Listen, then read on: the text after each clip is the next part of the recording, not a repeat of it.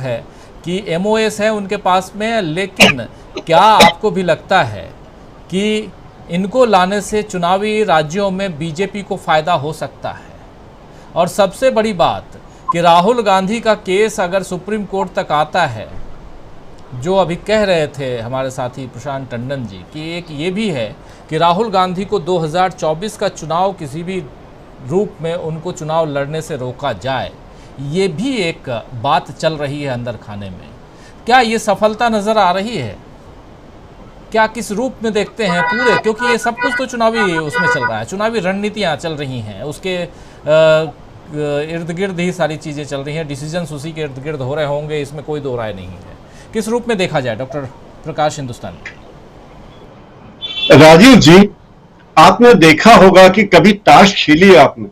जब आप ताश खेलते हैं और आप हारने वाले होते हैं, आप हार रहे होते हैं, तो आप पत्ते बहुत ज्यादा फेंटते हैं, बार बार पत्ते फेंटते हैं, ताकि ये भ्रम हो, आप लोगों को भ्रम हो कि आप वाकई पत्ते अलग फेंट रहे हैं और अब जो नतीजे आएंगे वो अलग होंगे। अब दिल्ली में जो पत्ते फेंटे जा रहे हैं, अर्जुन राम मेघवाल जी को बना दिया गया है। मेघवाल जी बहुत भले आदमी हैं, उन्होंने पढ़ाई लिखाई की है और एक प्रमोटी आईएएस थे। पहले वो राजस्थान प्रशासनिक सेवा में थे, फिर उनका प्रमोशन हो गया क्योंकि सत्ता से उनका अच्छा संबंध रहा और वो प्रमोशन पा गए। और अब किरण रिजिजू साहब की जगह उनको विधि मंत्रालय सौंपा गया है। किरण रिजिजू ने वो जो काम किए उसमें बड़े जबरदस्त काम थे। एक तो उन्होंने कहा अंकल जज सिंड्रोम वाली बात उन्होंने कही थी। फिर उन्होंने रह रह के बार बार ये बातें कही कि कॉलेजियम प्रणाली को संविधान के लिए विदेशी बताया था, उनका ये विदेशी प्रणाली है। और ये भी कहा था कि कभी भी ये मत कहिए, उन्होंने सुप्रीम कोर्ट के किसी जज का नाम लिए बगैर कहा था, कभी भी ये मत कहिए कि सरकार फाइलों पर बैठी है। सरकार अगर ऐसा है तो आप सरकार को फाइलें मत भेजिए, खुद ही नियुक्त कर दीजिए। जब आप शो चलाते हैं तो हमें क्यों दोषी कहते हैं, ये उन्होंने कहा था। तो रिजिजू साहब ऐसे हैं जो कई विभागों में रहे हैं और बड़े प्रतिभाशाली आदमी हैं। और अब वे हालांकि वे कला के विद्यार्थी रहे, बीए किया है उन्होंने, शुरुआती पढ़ाई उनकी, लेकिन अब वो बड़ा विज्ञान सम्मत विभाग देखेंगे, ये बहुत अच्छी बात है।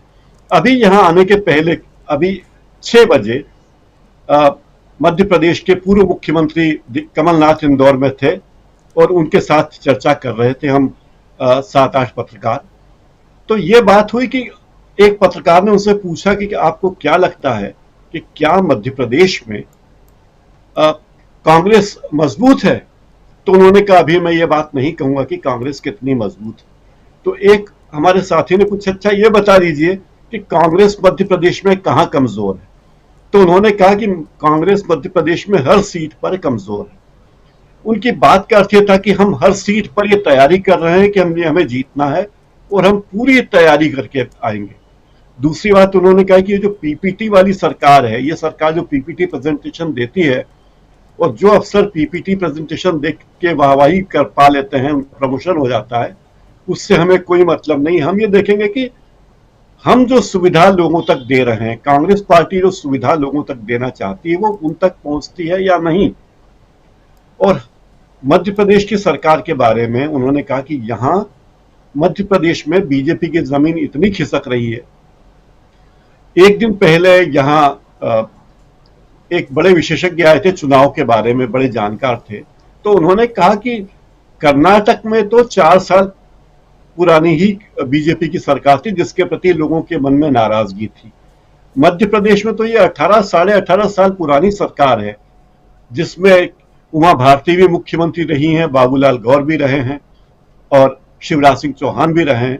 इन सब के प्रति जो नाराजगी लोगों के मन में है वो इतनी ज्यादा है कि अगर कांग्रेस उसको ठीक से अपनी लड़ाई लड़ ले तो बीजेपी के लिए बहुत मुश्किल आएगी।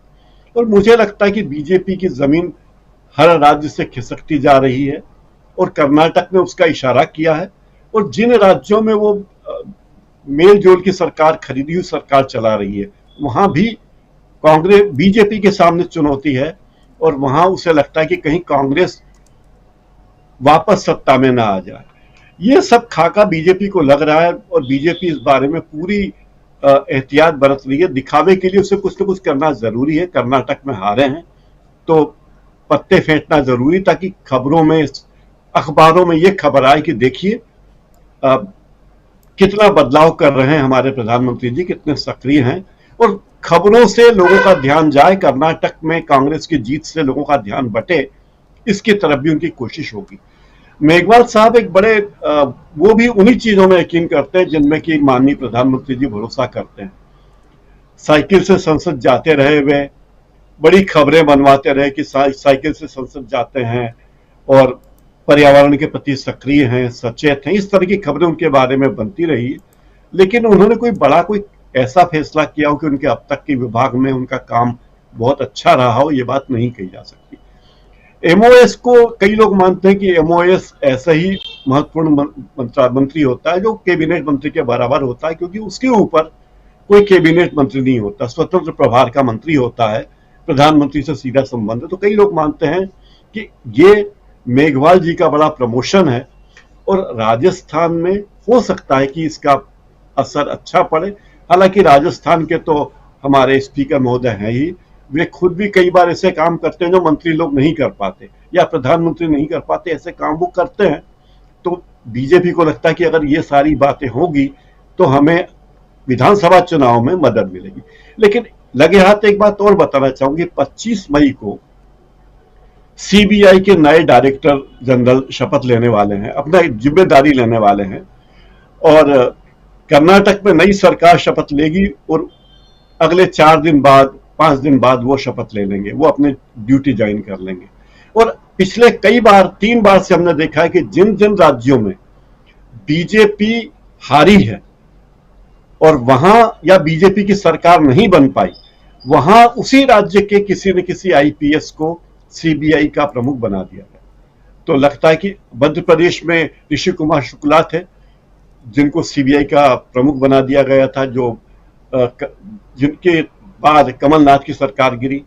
महाराष्ट्र में आपने देखा कि उद्धव ठाकरे की सरकार गिरी, उसके पीछे भी सीबीआई थी। और अब कर्नाटक में सीबीआई ने बहुत सारे छापे बीके शिव कुमार के यहाँ डाले थे, कांग्रेस के तमाम नेताओं के डाले थे वहां पे। और दूसरी जिम्मेदारी शायद अब बीजेपी को छत्तीसगढ़ में दिख रही है, जो बार बार आरोप लगाए जा रही है छत्तीसगढ़ में ये घोटाला वो घोटाला। तो अब छत्तीसगढ़ के लिए भी बीजेपी सीबीआई के जरिए तैयारी कर रही है, यानी इन राज्यों में चुनाव की तैयारी बीजेपी नहीं कर रही है, सीबीआई कर रही है। तो सीबीआई बीजेपी के दूसरे चेहरे के रूप में आ रही है और ये बताता है कि बीजेपी किस स्थिति में है, क्या क्या तैयारियां उसकी चल रही है, संस्थाओं का दुरुपयोग करके किस हद तक वो जा सकती है। राजीव जी। जी।